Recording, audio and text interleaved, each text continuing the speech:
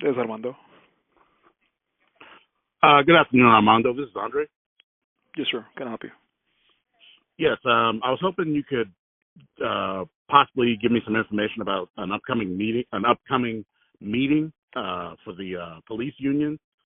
I believe later this month, or maybe early next month, that there's supposed to be another collective bargaining agreement meeting between the police union and the town government.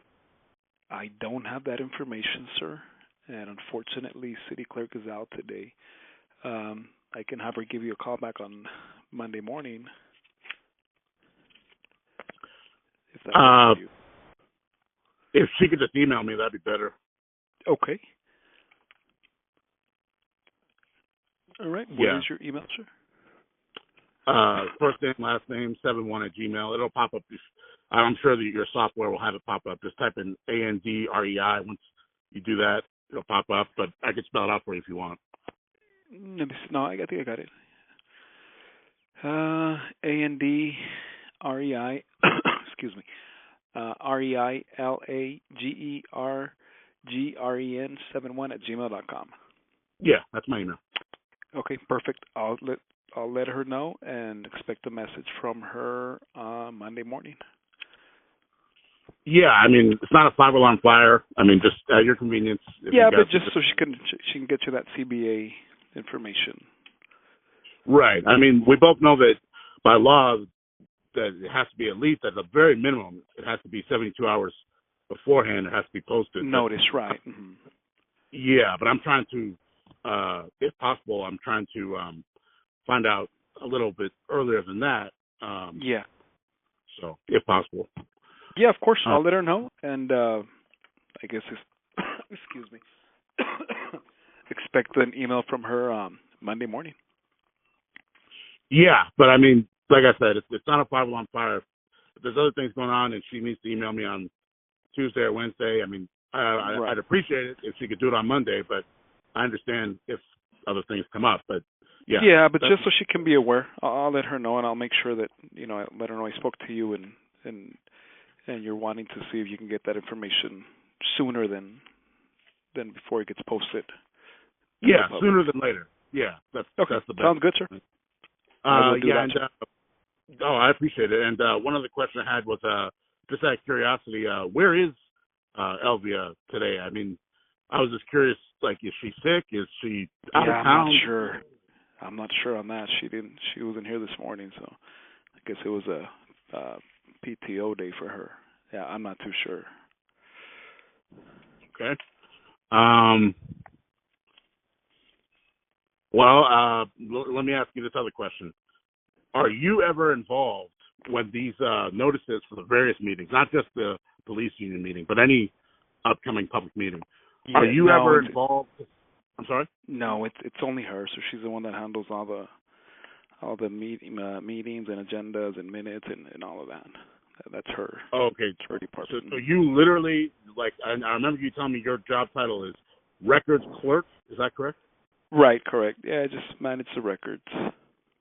And that's all you do. You never. Okay, I understand. Yeah, that's all right. Sure. I understand, and I'm sure that's big. Like I said, I will get this information to her right now, and then I'll let her know on Monday when I see her that I spoke to you, and you're wanting a little. See if you can get that information before it goes public. Yeah. I mean, I'm not trying to say that I'm some sort of special person that gets special. Right. No. But if it's readily available, then if she can send it out to you. Yes, sir. That's my request. Yeah. Okay. All right. Well, thank you. Okay. Thanks for your patience. You got it, sir. Helping me out. Yep. You got it. Have a good day. Bye-bye. Oh, you too. Have a good afternoon.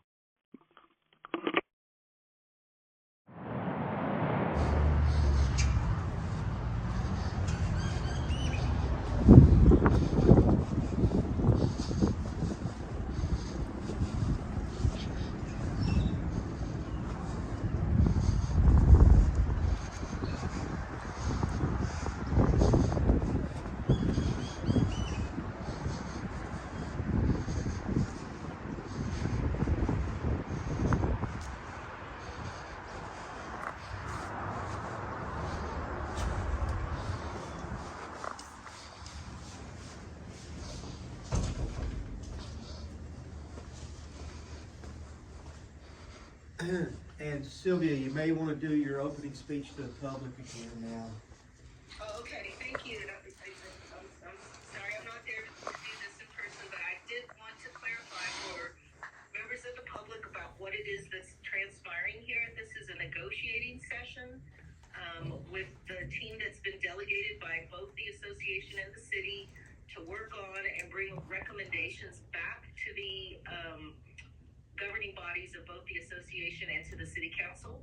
So everything that's discussed here is just a recommendation that will be forwarded to each one of those. There's no final decisions being made by this group. Ultimately, we'll reach a point in discussions where we'll either be able to report back to our respective governing body that we're going to recommend certain amendments for approval as part of the new contract, or we may, if we reach a point where we're in disagreement, we'll bring that to the body too and see what the council says. So there's no decisions being made here. It is required to be an open meeting by statute, so any member of the public can participate and watch, observe, but no final decisions are being made. I just wanted to clarify that. Thank you, Todd. Oh, you're welcome. All right, on Article 19, wages and compensation. Horizon City is one of the only departments that has bargaining, well, and even ones that don't have bargaining, that have no step increases in their wages. So if a guy doesn't promote, his base salary stays the same as when he got hired, as when he's been here 10 years. So that doesn't really incentivize or reward people for loyalty and as they increase in competence on doing the job. So this year we're proposing to put steps in, and this is going to be a lot of work and a lot of back and forth, which I think is going to take probably most of our bargaining times. But we just did, you'll see on the paper we provided you, we give a basic explanation for it, and we gave our vision, which I'm sure you are going to have a counter on, but you'll see if you go down towards the bottom where the appendix is, or where the appendix thing is, it starts off with an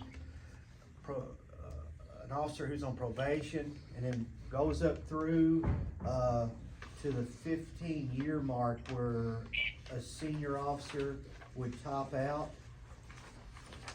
unless they promoted to the corporal rank or detective.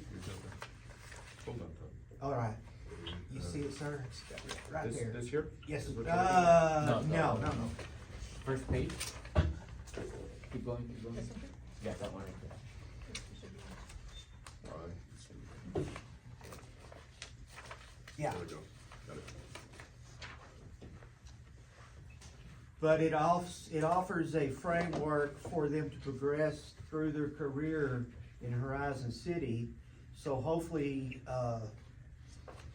it gives hope for people when they hire on, that if they stay here, they're going to be able to hopefully support their family as they progress through their career, so we don't become a training ground for people that are looking to just get the experience and go to the county or to El Paso or to any other agencies. Unfortunately, being where you're at, you also only have to compete with El Paso City and El Paso County, but also DPS and Border Patrol. And their packages for their people are something from the federal government to state government that most city governments can't match, because, I mean, the state of Texas has multiple billions of dollars stashed in their rainy day fund. But, like I said, though, it goes from officer, and then once you promote to detective, there were 10 steps in there. Sergeant has a total of 10 steps. Lieutenant has 4. Commander has 4. And That's where it stops. that's where it stops.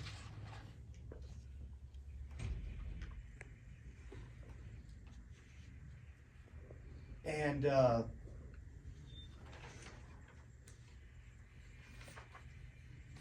we realized to institute this is a huge ordeal for everyone involved, not only on y'all's side, but even on our side too. We also provided a list of hire dates and promotion dates on the employees to hopefully make it easier when y'all start doing the math. I know it made it easier on me, but I'll answer any questions.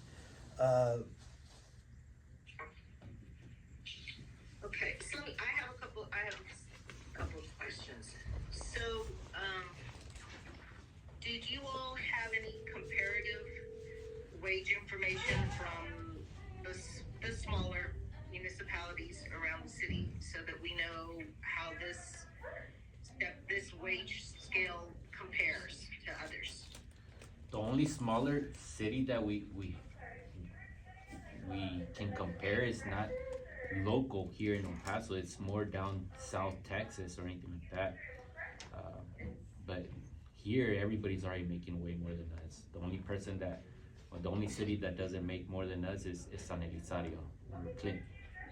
Yeah, okay, but that's kind of my point. So if we can see that, and if we have any information from the comparables, from Socorro, from others, that way the council can see what it is that we're dealing with in comparison. But do you all have any of that information? I'm willing to agree with you that it's probably always going to be more, but just so we can kind of see how this plays out. I do. I have Socorro's. I have El Paso, the Sheriff's Department, DPS. I have. If you tell me the city, I can get it for you. I have a bunch of them. Okay. So once we and it may well be that our HR department has it as well, and I'm asking for something we already have, but I just wanted to know if you had it, because that will be helpful to us. So once we get started, and then just a quick observation, and it may be because I'm missing it because I just looked at it this morning, but so one of the complaints that we heard from you all is when somebody promotes that they're not getting any increase now because of how much money they're already making. So explain to me, like I'm just looking at one here. So let's say the advanced officer, 10 years of experience, is under your scenario would be making 71,000 plus. So but then, yeah. So maybe that's a bad example, maybe, because then they just keep going through. But I'm looking at from senior officer to the detective, the corporal detective. So the entry level for the corporate detective is lower than the senior officer, and that's one of the things that we talked about last bargaining session and this time too. So how do y'all, Sylvia, how are y'all proposing that gets fixed? what we're suggesting is wherever you're at, you go to, if you're senior officer 15 years and you're at 81,492 and you promote, you would go to Corporal 6, which is 85,2. You would move wherever on the pay scale for rank that's above what your current pay scale is. Okay, understood. Did you all run any numbers about how much this is? I mean, so if I would like to see side by side what it is now and what it is there. I have that, but Okay. I didn't know your roll-up costs for healthcare, retirement, and other things. I just went on figuring 17% of payroll. Okay. I'm looking at the the city people here, can anybody tell me what that typically is for y'all? Do you remember the percentage? It normally runs from 15 to somewhere up to 22 or 3, depending upon the employer. Yeah, I don't remember. If y'all agreed with us and instituted this whole thing right now, new money would be $518,000 for the first year. Okay. Okay.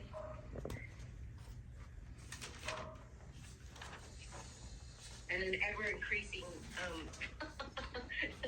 amount, because everybody keeps moving up, so, okay. Yes, but then also people keep retiring.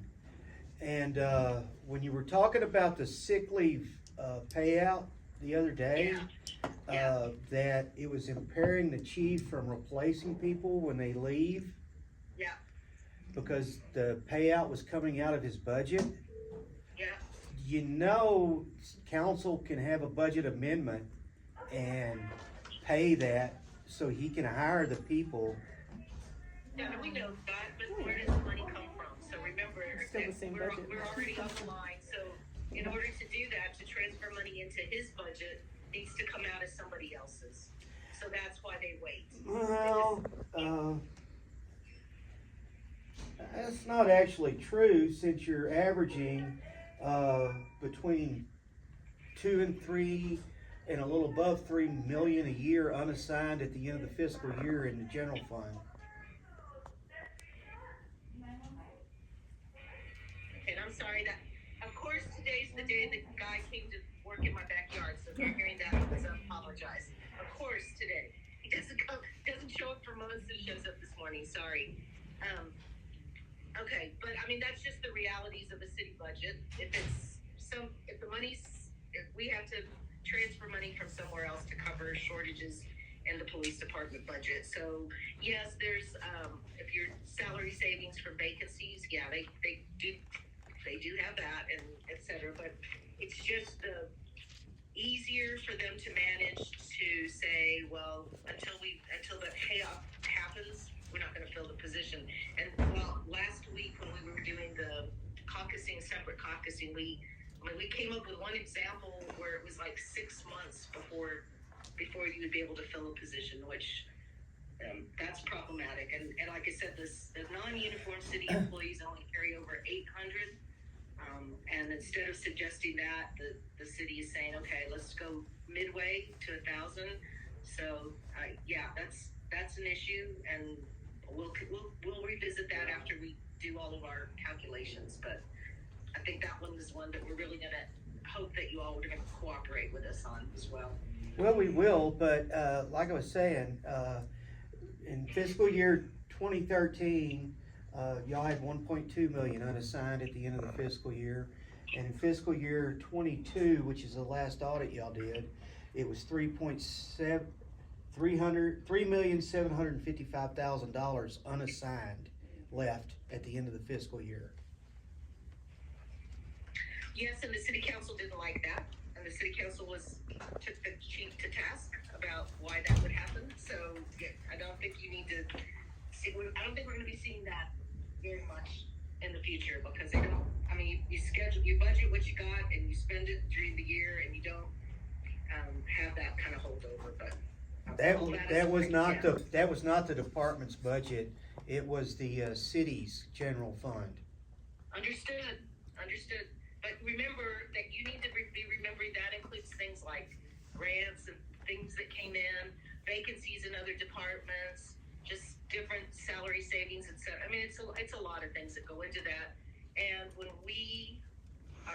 when the council is looking at this, they're not just looking at the uniformed officers. They got to look and take care of all of the employees. So I mean, I'm not telling you anything you don't already know. You've been around this block lots of times. So Yes, ma'am.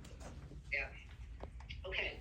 But all of that said, we'll take a look at it and see what this is. I know that the push point, and I haven't even talked to the mayor about this yet, but the push point last time, and like likely gonna be this time is anything that is gonna require a tax increase, is going to be, you know, that's where the council starts getting squeamish, so just so you know. Oh, I know that, and we're not looking to raise anyone's taxes. And I believe we can work this out where that's not gonna be necessary. Well, a $500,000 hit into this budget is gonna be significant, so, I understand. yeah. Okay, next. Anybody else have any questions on the pay scale and the promotions running up through the system? One more, what are you all proposing, this would be effective, was it like next fiscal year, or? Yes, ma'am. 1 October 24. Okay.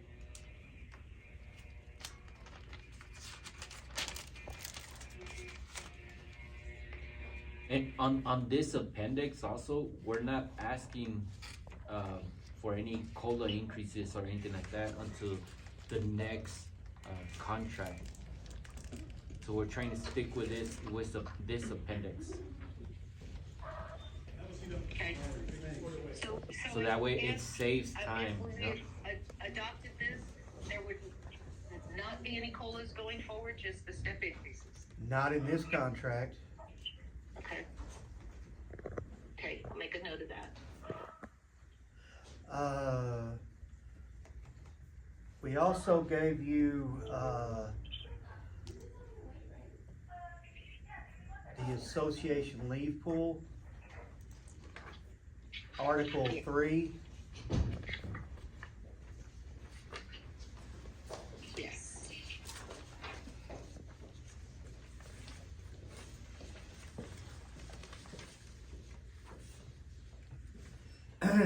And for the mayor who wasn't here,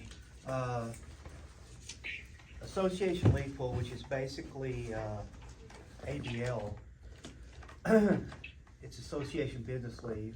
It's where, once a year, the members give up 4 hours of their PTO to go into a separate pool for the association to be able to use to do business. That way they can go to ABL, so it's the members paying for what the association's doing instead of the city.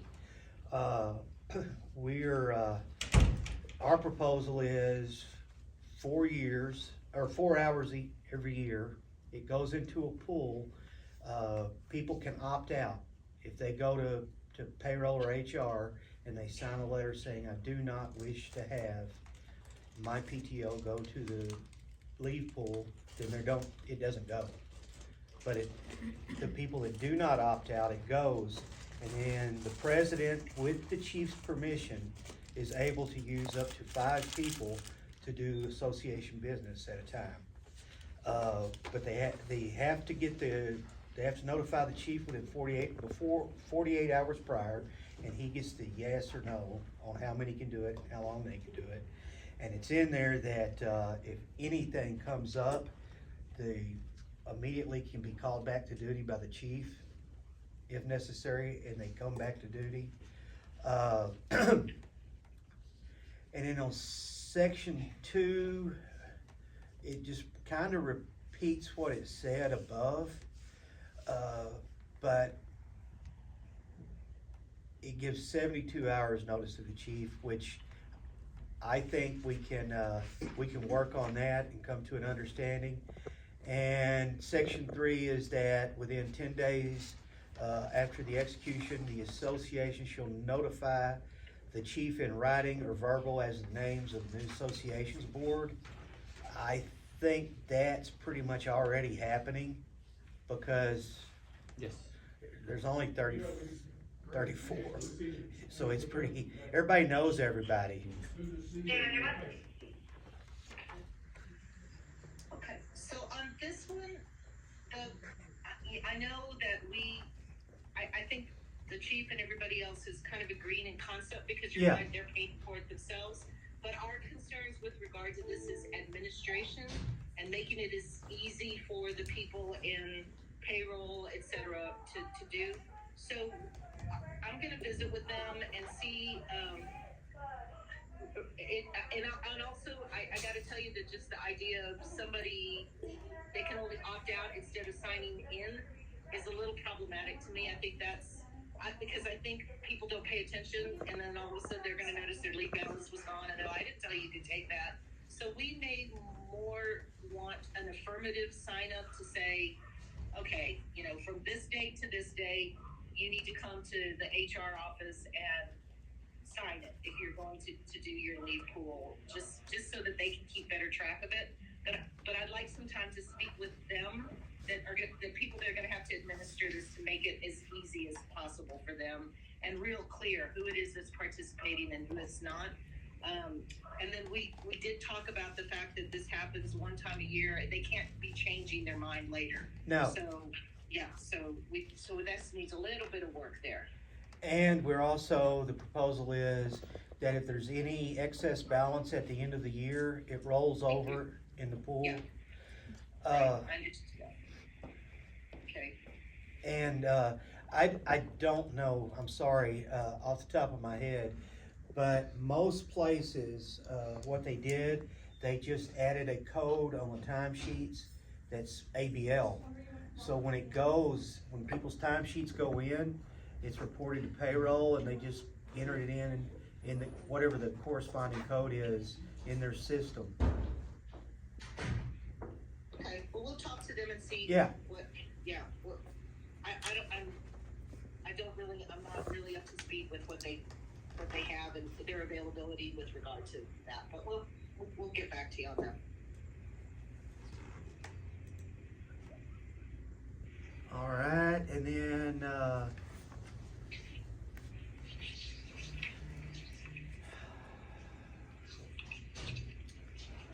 pull this one up.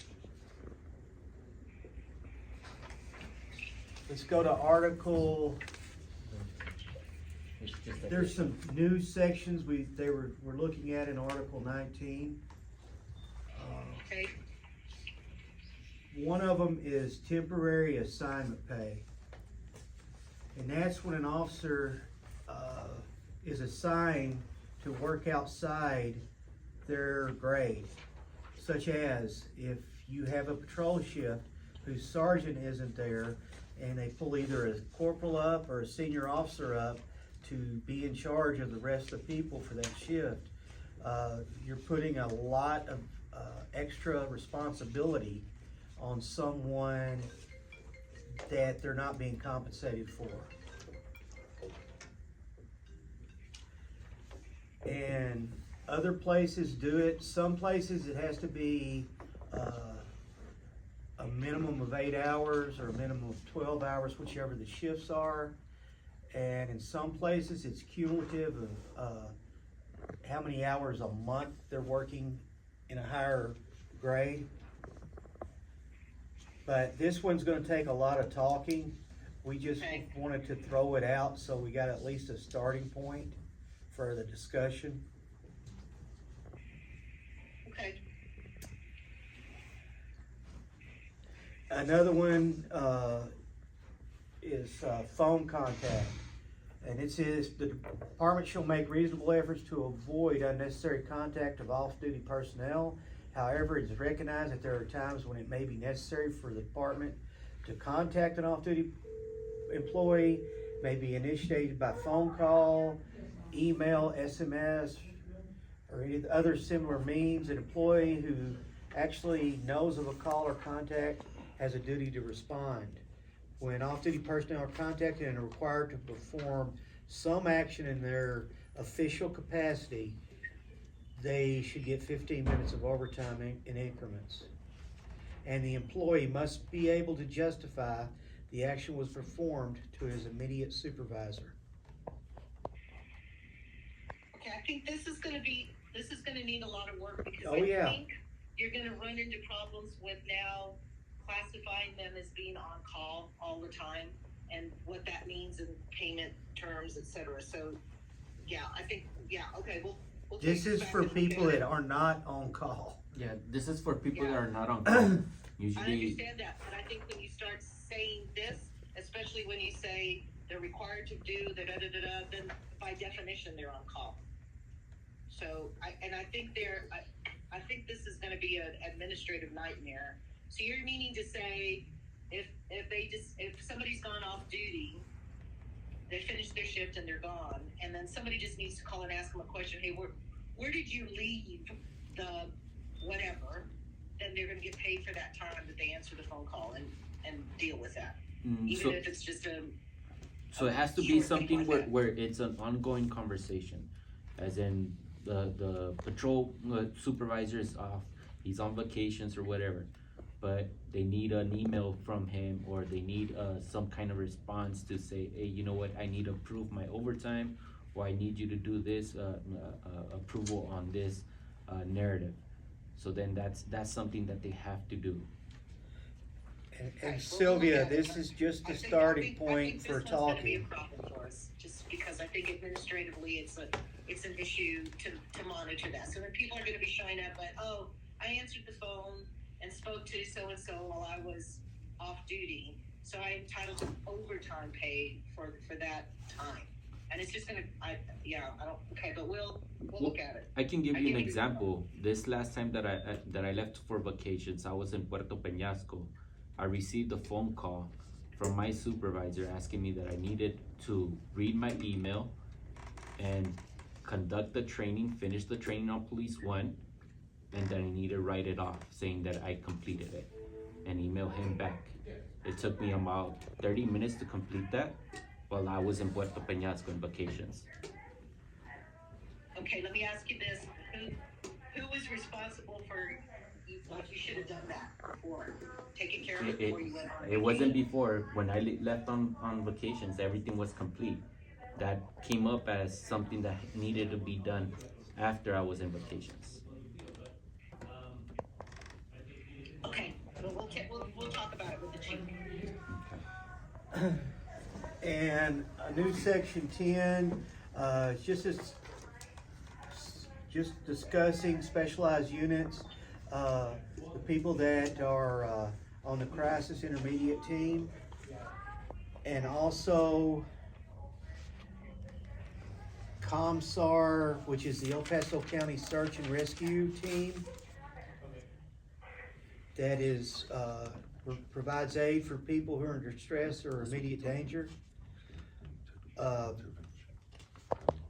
I'm somewhat familiar with the COMSAR, and I'm intimately familiar with the mental health certification. Okay. So, Mayor, just for because you may not, if we add these classifications, then when they have those certifications, they're entitled to additional compensation. So that's where that comes in. They've got some kind of specialized training that's useful to the city. And so we've got a list, it's not a real long list, a short list of things that justify additional compensation. So they're asking us to include these two as well. Yeah, I'm correct, Todd? Yes, ma'am. Okay.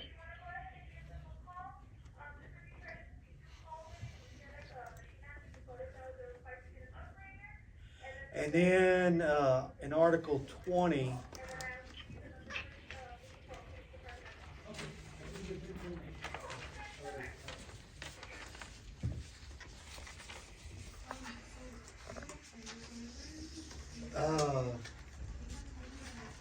it's a lot of red on this one. Yeah. And this is just basis for starting the conversations.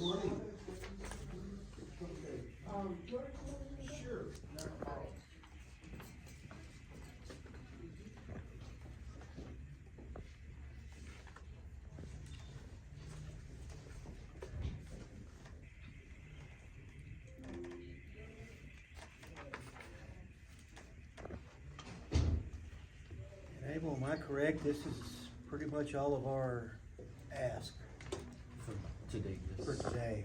Yeah.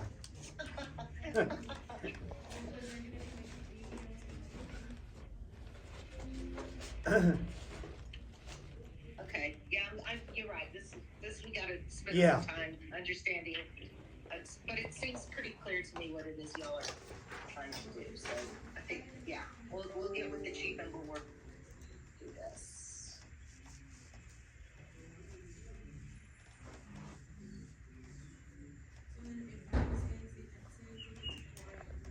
Yeah, Okay, on the special events, and I'm just jumping down there, so it just says when officers scheduled to work special events outside of their normally regularly schedules, and such special events, the city shall pay overtime and not change an officer's schedule. So you're essentially taking away the city's ability to schedule in a way that's cost effective to them, because All we're asking is to make sure that if they do change the schedule, to be ahead of time, a 28-day calendar, not a next day notice, because that's what's been happening sometimes. It's just 2-3 day notice, and suddenly it's everybody's schedule is changed, and when people already had some kind of events themselves planned out. So that's why you put it at. If I read further down, as long as we've given you additional notice, it's not, we can schedule you Correct. for the parade, and you won't, and as long as you're not eligible for overtime because of your previous schedule, then we're okay. Okay. I thought you were trying to do what I've seen in other contracts where it's like, oh, just because it's a special event, now it's overtime pay. No. It's just that we want a heads up, you know. Okay. A lot of times it's like, oh, we're not giving you a heads up. Guess what? We're just gonna change your schedule, and we're not gonna give you comp time or overtime. We're just gonna flex your times. Okay. Okay.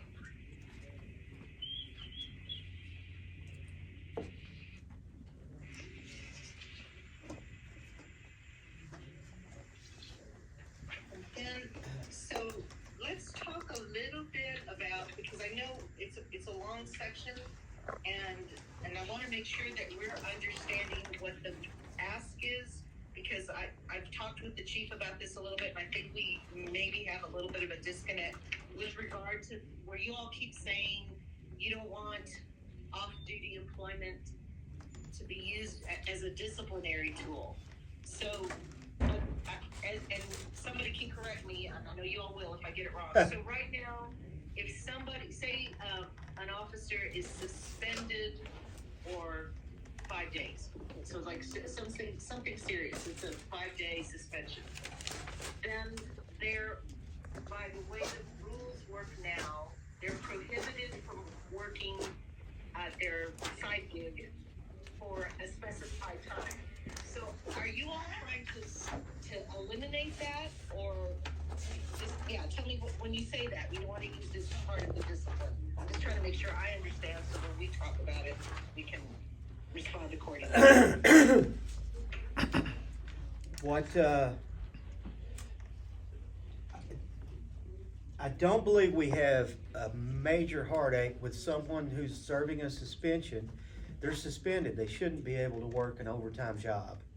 However, what we're seeing is people who have just gotten a letter of reprimand are being prohibited from working extra jobs for whatever period of time is decided upon. I can understand withholding the ability for them to work an extra job for discipline, but a letter of reprimand by the law is not considered discipline. Okay, that helps, thanks. I was just trying to figure out at what point in time where the rub was, where you had the problem. I think I understand that. Okay. Yeah, let us look at that and talk with the chief a little bit. I know he's got some strong feelings about that issue, so. I'm pretty sure if Chief was here, he would agree with me on everything I've said so far. Of course, yeah. I'm sure too. Yeah, what did you do to him? How come he's not there? What did you feed me? And what did you, so that we're not there, right? Well, he knows that salaries are coming up, so he said, "I'm on your side, guys. I'm not gonna go." And he gave me a stomach ache. Yeah, that's it. That's what we do. Anyway, no, I'm being funny, but Yes. well, I'm trying to be funny. I don't know if it is, but yeah, so that's it. So maybe it's at the adjustment you're asking for is not an absolute elimination. It's at the level of, and I'm doing air quotes around discipline because of what you just said with regard to letters of reprimand. But Yes. yeah, okay, I got you. I think I got you. Yoke. Anything else? Not today. Yeah, is that enough for today? I believe it is. Yeah. So let us do this. Let us, I don't know, we're definitely gonna need some time to work internally with all of this and do some number crunching and et cetera. And then we can regroup. Yeah, we need to schedule then, when we come back to y'all. So what is that looking like for y'all? I know we don't have anything scheduled next week, but what do we wanna do? Do you want to do the schedules right now, or do you want to go? Yeah, I think that would be Okay. great if we could do it. How about the 8th of April? That's a Monday. I'm gonna be out on that day. You'll be out?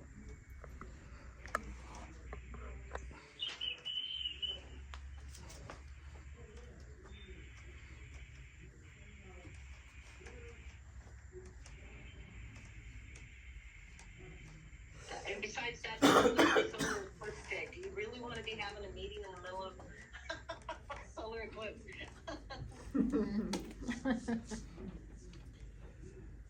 Well, we don't wanna have it on the 15th, which is tax day. We have the sergeant's exam here as well, so we can't use this unless if we can go over to the city side. I don't know. Is it big Well, enough? The chambers. We can do the 16th. I can't do it the 15th. Now the 16th, can you do the 16th? I will be in Amarillo on the 16th. What about the 9th? Can you do it on the 9th or the 22nd? I won't be able to do it on the 9th. Oh, okay. Sorry.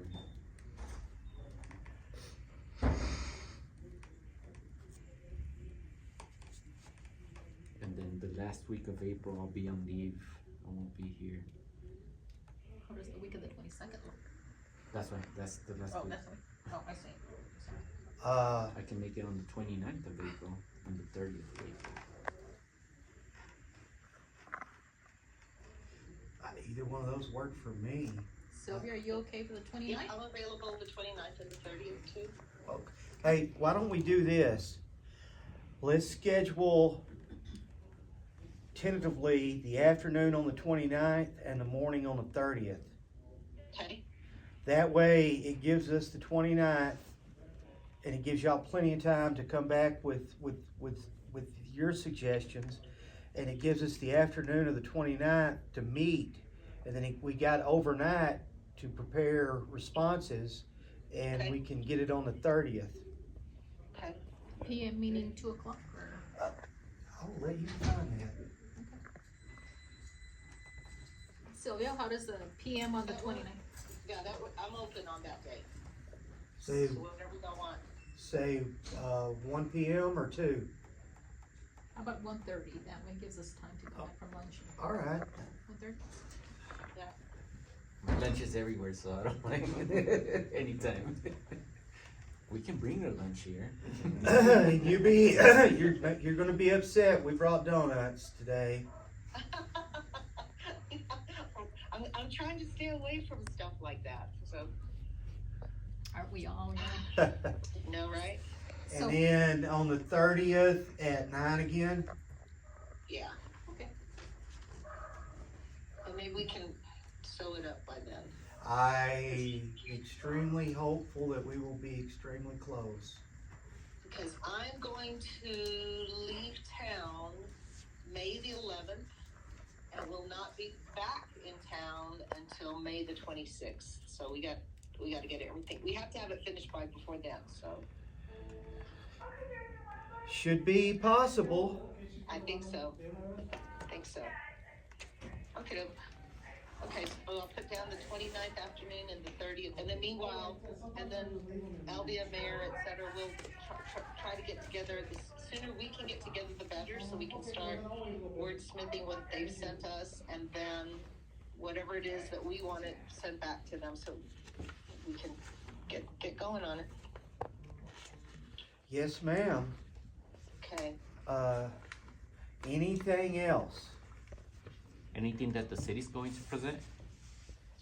Well, I think we still haven't come up with the language yet, but we did talk about the overtime hours, and I just need to get the chief's blessing on some language for that. And so the scheduling and the what do you call it?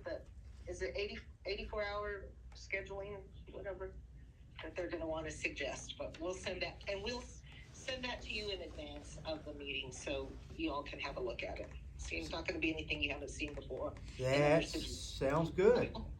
Okie doke. Anything else? Mayor, Lily? No. No, ma'am. Thank you. Okay.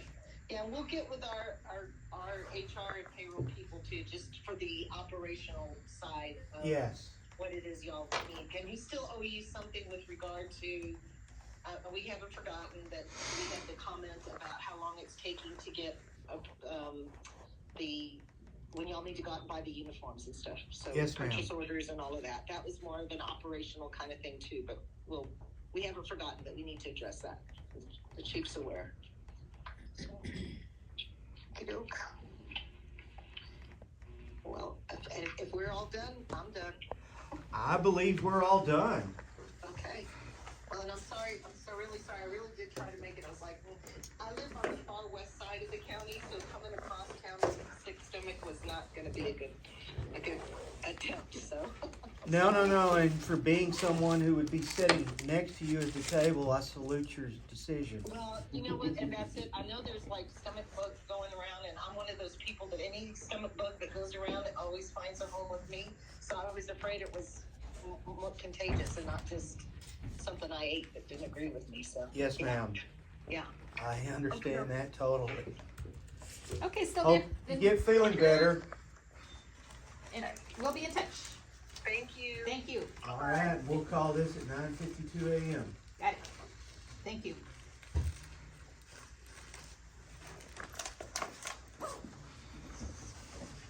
Thank you, guys. Thank you, sir. Coffee and stuff.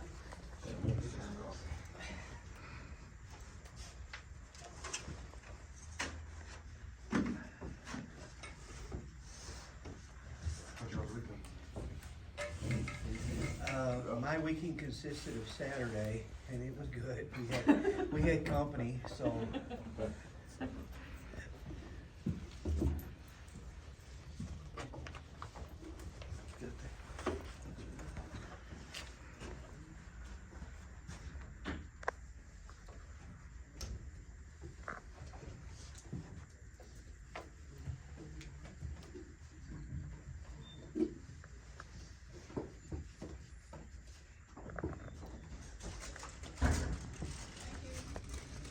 That's it, matter, dude? That's it? What? Oh, I'm sorry. That's it? We're done? I understand. Okay. Let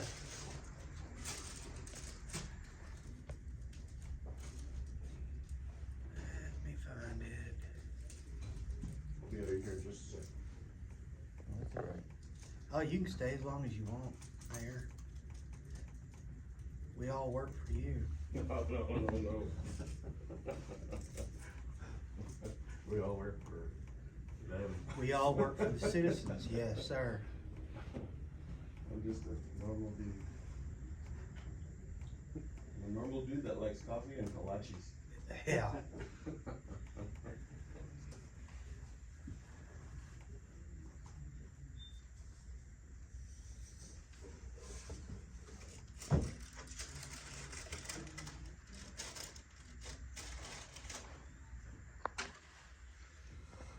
I'm just doing my own too. All right, gentlemen. So Andre, Appreciate you. I'm sorry, so yes. We received your email last week on your Texas Public Information Act request. We're a private entity, we're not subject to that. The city of Horizon is, but we aren't. CLEAT is as an entity. We're not the government, we're a union. Just so we're clear, sir, I didn't address the email to you. I just only CC'd your. Yeah, but they sent me and said, hey, what's this about? And I'm like, no, it's a guy.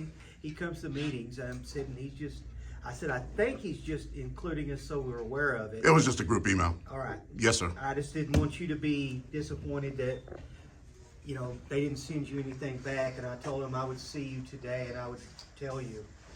No, sir, it's just mass communication. I understand you're a private organization. Yes, sir. That's just all I wanted to let you know.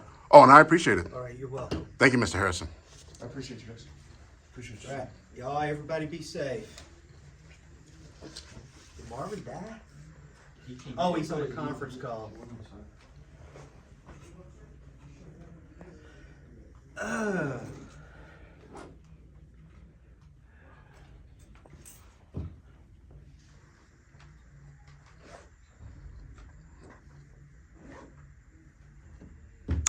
Mr. Harrison, does CLEAT represent the other agencies around, like El Paso Police, and so like even the sheriff and? We got the sheriff's department, the El Paso Municipal Police, and Horizon City. And then we have members at other places that we don't actually represent, that don't have contracts. Oh, I didn't even realize that was possible. I thought the entire agency would have to, by majority. They did, yes. But you're saying that at some agencies, there's just individual officers? Yes, sir. Okay. How would I get my hands on there was something Ms. Schuler was referring to as ground rules? I don't even know what that means. But. They have them. You can get them from the city. Oh, okay. Well, just in general, what does that even mean? It just means that we're required by law to bargain in good faith, and they are prohibited from making press releases without us, as we can't make press releases about bargaining without them. And the city agrees not to contact our members and bring up the bargaining, and we agree not to contact city council and bring up bargaining. Okay. I don't know if you could answer this question. Is it okay if I ask you some questions? Certainly. Okay. So I didn't know if you're busy or. No. Yeah. So I don't know if she misspoke or, because even though she's a lawyer, I mean, nobody knows everything. But I was speaking to how do I pronounce the last name? Firth, the lawyer, Sylvia. Sylvia, yes. So yeah, Sylvia, Miss Firth. On Monday, March 18th, out in the hallway over here, I was just going over the basics of the Texas Open Meetings Act in regards to these meetings, which I know you're not a lawyer either, so I'm not going to try to ambush you in any way. But and I also am definitely no expert. But one thing that she did mention, which I was hoping you could possibly answer for me, was she said, and this is on Monday last week, the 18th, she said that these meetings with the police union are not only subject to the Texas Open Meetings Act. She said that there's an additional, separate and distinct statute that also regulates these meetings because it's a police union. Yeah, she's talking about, here, I'll pull up the article. You can look up in the government code. Because I know that, like, for body camera videos, the legislature has created a separate special statute in the occupations code for some reason. So they do weird stuff in Austin at the legislature. They do stuff that, yeah. Maybe that's why they say keep Austin weird. I don't know. It's keeping Texas weird, my friend. Oh, okay. But if you go to local government code 142, 142? 142, that's where the bargaining comes in, the collective bargaining comes in. Now, is that just for cops or is that for any municipal employee? Police and fire, Oh, police and fire. yes. All right. And do you happen, I mean, obviously, since you're a union representative, like how many years have you been doing this?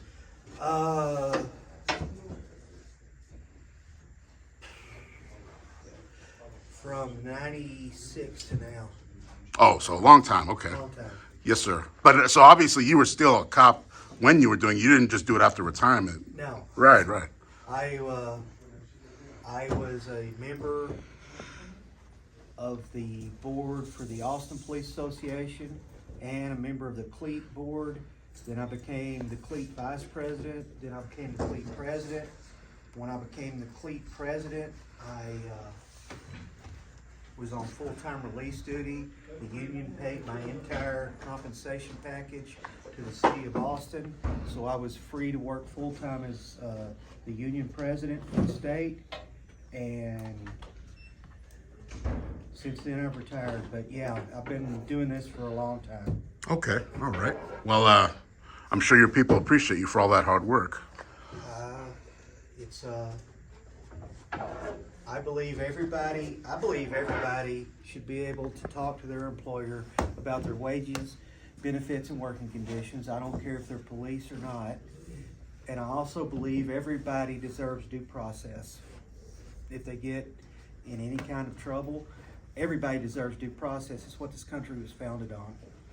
You're actually sounding a little bit liberal because this is a red state and a lot of people are against unions in this type of place, but. I identify as a social liberal and a fiscal conservative. Right, right.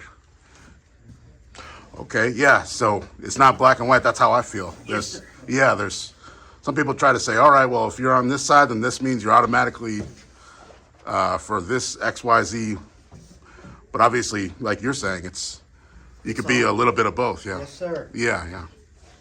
That's when America works, when we meet in the middle. So this 142 in the Texas Government Code,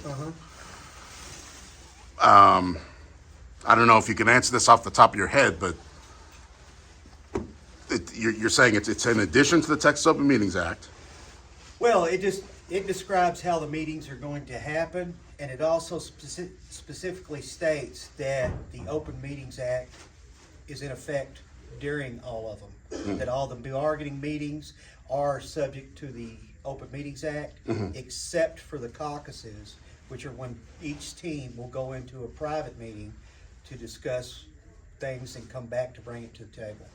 And that's a new word for me, and I apologize if in the past, because when you would say that word, I would just sit there like a fool, not even understanding. No, that's all right. Yeah, I'm sure everybody's like, well, why isn't he leaving? Because I had never heard that word before. No. Yeah. So now I understand what you. Yeah. Yeah. All right.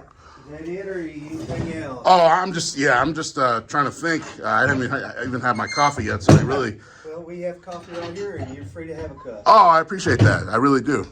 Yeah. So I mean, like I said, I didn't mean to turn this into an ambush session. No. Yeah. I guarantee you, I do not feel ambushed at all, sir. Okay. Yeah. I've been accused of that in the past, so I've tried to work on my people skills, and I understand that everybody's human, and I'm not trying to play gotcha with people. Yeah. Yeah. So. I understand, and if you don't know, and I know, and you ask me a question, I'll give you the answer to the best of my ability. Right. Yeah. So that's all my questions for now, and yeah, I appreciate. I would advise you, though, when Okay. you're reading those articles in the government code. Besides the article, sometimes you have to go and look up the case law, because there can be case law that affects the way those articles are interpreted. I have a very good idea about what you mean by that, because the Public Information Act also has the same situation. This police department also, when I do open records requests, I've run into situations where they say, oh, well, you can't have XYZ, and then I'm able to pull out the case law. So I know exactly what you mean, yeah. But yeah, thank you, Mr. Harrison. You're welcome. Yep.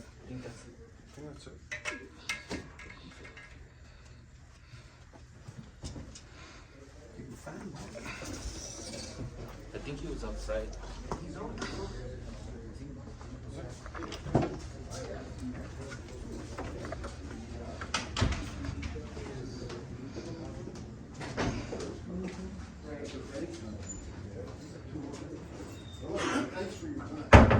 Yes, sir.